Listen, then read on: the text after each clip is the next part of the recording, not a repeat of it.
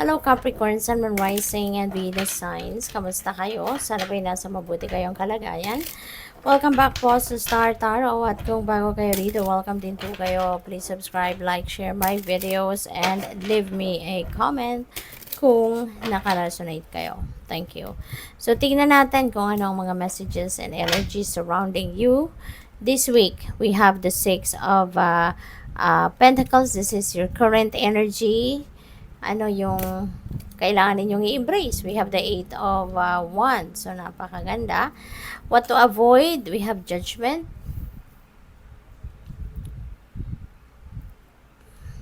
Ayan. So, ano yung mga possible accomplishments ninyo? We have the 9 of Wands. Blessings and opportunities na maaaring dumating. We have the Chariot. Sa possible na obstacle or challenge, we have the Queen of Swords. At ang advice sa inyo ng Spirit, we have the 9 of Pentacles, which is really beautiful. So, bottom of the deck ninyo, which is your theme for the week, is the Page of Pentacles. So, swerte. No? This is good luck. No? Merong papasok na swerte, lalo-lalo na pagdating sa inyong money, career, and finances. Maaari din na meron kayong mga sale of property. Baka yan, it will be easily, disposed. Baka mabibenta ninyo agad-agad yan. Pwede rin na baka may mga loans na ina-applyan. So, possible na yan ay ma-approve na. Mabalitaan nyo na sa ngayon na approve na. So, maaaring for release na yan. So, ganon. Or opportunities. No? Baka meron kayong mga makikipag-communicate sa iyo dito na may offer, no, na para pagkakitaan, trabaho, business offer, yung mga ganon, or career opportunity, mga ganon ba, no? Kaya good luck sa iyo. Maganda, no, maganda. So, yung current energy ninyo is 6 of Pentacles, which is prosperity and abundance energy din. No? So, meron ditong perang dadating, merong mga papasok. Pwede talaga na merong loan dito that will be approved. Pwede rin na meron kayong extra bonus na matatanggap. Pwede rin na merong magraregalo sa inyo. Pwede rin na meron ditong magpapahiram kung alam mo yun, kung kailangan mo talaga ng pera, no? At baka nagkukulang kayo sa pera. So, pwede rin na meron ditong magpapahiram sa iyo, yung ganon, no? At magiging ka, no? You will be blessed with money rito. Kasi kung ano man ang perang, saan man magagaling yung perang makukuha mo, you would have enough or more than enough money para matugunan mo lahat ng pangangailangan mo. Pwede ka pang makapambayad ng utang kung meron kayong mga pagkakautang, or pwede kang makapagtabi pa, no? Pwede ka pang makapag-save dito ng pera, no, Capricorn. Kaya good luck sa iyo. So, anong dapat mong akapin? What you need to embrace? Anong energy yan? We have the 8 of Wands, no? So, maging handa ka for anything. Kasi there could be a lot of surprises, opportunities, possibilities, no, of kung ano, pwedeng mga money path yan, diba? Travel, relationship. So, it could be anything, no, na pwedeng dumating dito na sa inyo, oportunidad. Pwede rin na kayo ay magta-travel, impromptu man or planned. So, ganon. Kaya, you need to be ready. You know, you need to be ready. Kasi, para ano man ang dumating na oportunidad, you can go, 'di ba? Dahil alam mong handa ka. So, anong dapat mong iwasan ngayon? Judgment, energy. So, there is a situation dito na kailangan mong pagdesisyonan.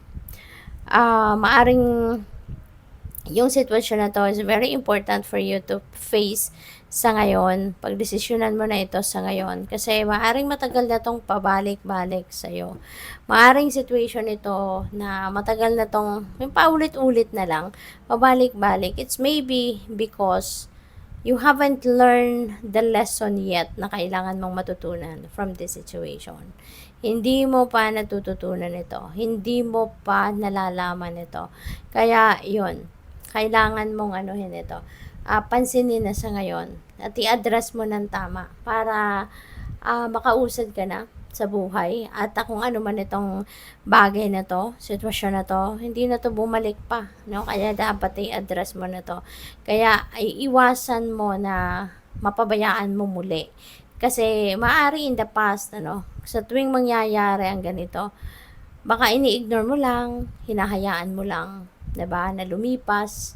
Tapos ayan, nawawala nga after quite some time, nawawala. It's fading away. Tapos ito na naman, babalik na naman, same situation, 'di ba?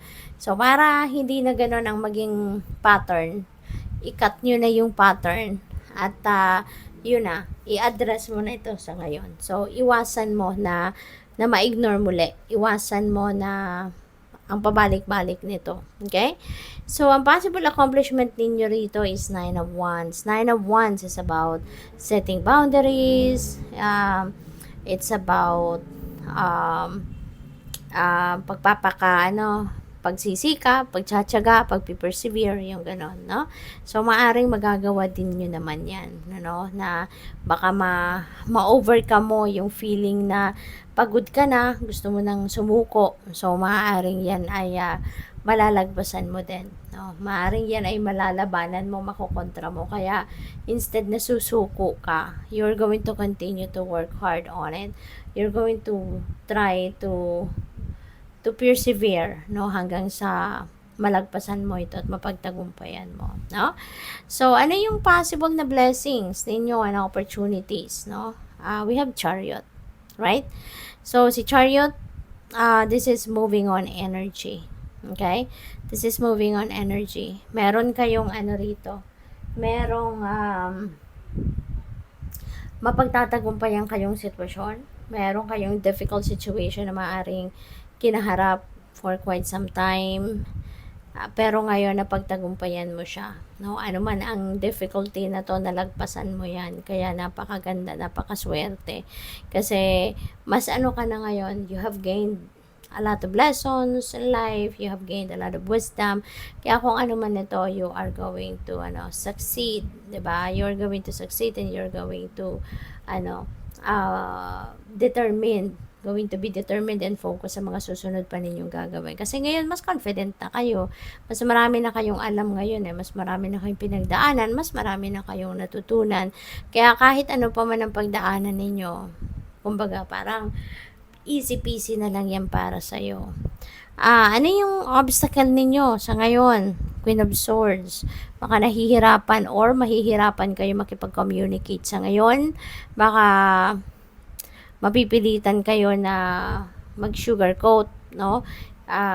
Just to please someone or para hindi siguro sumama ang loob na kung sino man, no? I-sugarcoat ninyo ang mga sasabihin ninyo.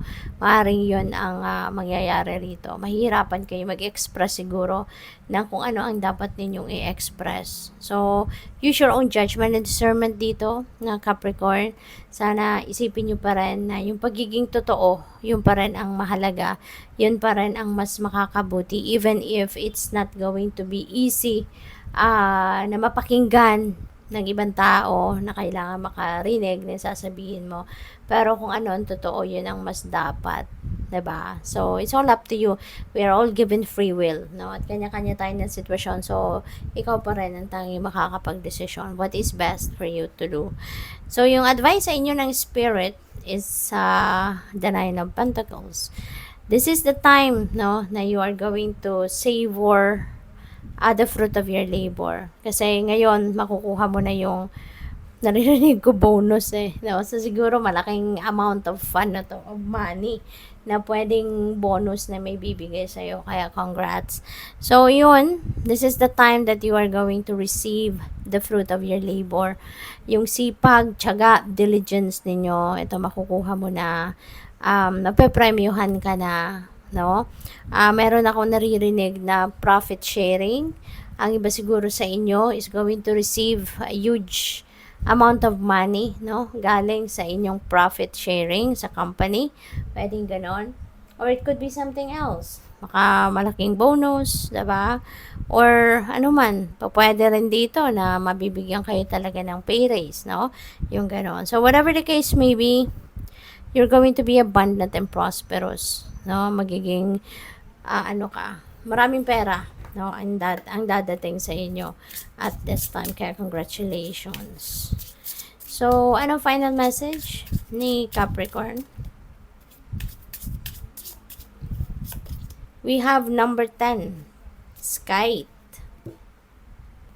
So, ano to mga balita, no? There could be news coming in na you will be caught by surprise, no? Merong unexpected, no, na impormasyon or unexpected ang impormasyon na to na matatanggap ninyo, kaya masusurpresa kayo. At pwedeng ano yan, pwedeng mga balita related sa pera, pwedeng ganon, ano? Pwedeng related sa trabaho, sa career, pwedeng sa relationship, or sa pamilya.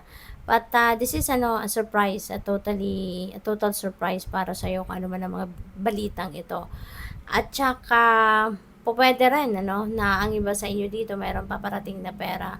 Pero mabilis ang pasok ng perang ito, mabilis din mawala, mabilis din maubos.